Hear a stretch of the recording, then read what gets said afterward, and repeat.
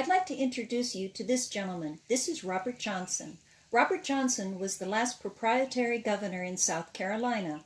In 1729, following the return of South Carolina to King George II, he was the first royal governor. He was a popular governor. One of his first orders was to equip a ship to act against the pirates infesting the coast, to deal with them once and for all, and he was successful. The people of South Carolina loved him and referred to him forever as the good governor. In 1739, Robert Johnson has a problem. He has dealt with the pirates. Now he has the French, the Spanish, and the Indians to think about. He needs a buffer to protect the settlements. But there's another fear. In South Carolina, the ratio of blacks to whites was 20-1. There was fear of a revolt. The people were afraid.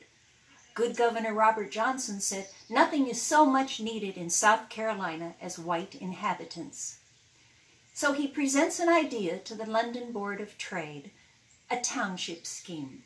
Scheme at this time was not a negative word. It meant plan. The good governor proposed 9 townships to be created in South Carolina. All were to be north and west of Charlestown, yet south and east of the fall line, and a minimum of 60 miles from Charlestown, and all are on waterways. If this area was populated, it would provide the buffer and white population he desired.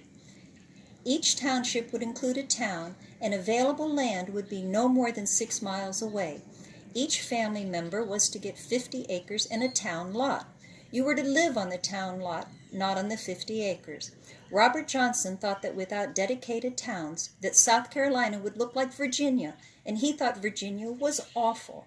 Homes there were spaced too far apart, and people had no neighbors. It was also agreed to provide funds for tools, transportation, and food for 2 years. 300 acres were reserved for schools, churches, and public buildings. No taxes would be collected for 10 years, and when the township reached 100 masters, 2 men would become representatives in South Carolina's House of Commons. The London Board of Trade approved his plan, but told him to create 11 townships, not 9. So now the good governor kicks in his marketing plan. The idea is for townships to seek people of similar backgrounds to live together. For example, Perrysburg would attract the Swiss. Amelia Township and Saxe-Gotha Township would attract the German Lutherans. And the advertisements were interesting. Some of the accounts include, "With the Indians, the English have a perfect relationship. Cattle are not subject to any disease."